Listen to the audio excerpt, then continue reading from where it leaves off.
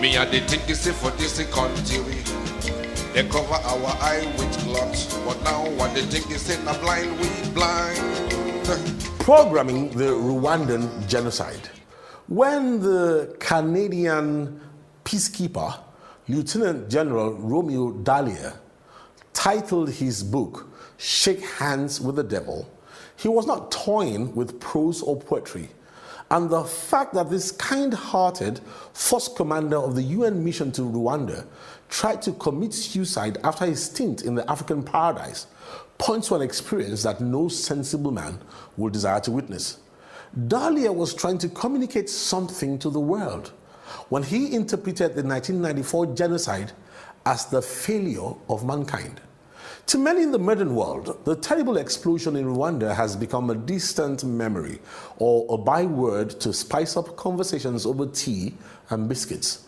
But in reality, the satanic integers thrown up in the 100-day orgy of extreme violence that left 1.2 million corpses in the streets was a structural failure created by a deliberate and premeditated program that was ignited in 1895.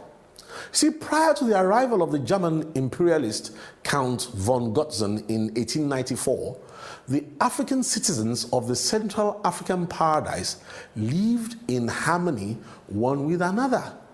Germany moved in on the platform of colonialism with its divide and rule tactics and declared Burundi-Urundi as its territory. The programming that ensued included the rearrangement of the people into two tribal divisions. Cutting through the historical haze of disinformation and distortion, you would be surprised to learn that all Rwandans spoke only one language then and now, and lived in community clusters before the Tutsis were defined as persons with 10 cows and more, while the Hutus were those with less than 10 cows. You see, the locals were bewildered and unsuspecting as wedges were further driven between the manufactured tribes. When the Belgians took over after the First World War and introduced tribal identification cards amongst the people who all spoke the same language, people were wondering what was going on. You see, the full force of the colonial program was unleashed in Rwanda, such that innocent, unsuspecting brothers were re-engineered into mortal enemies.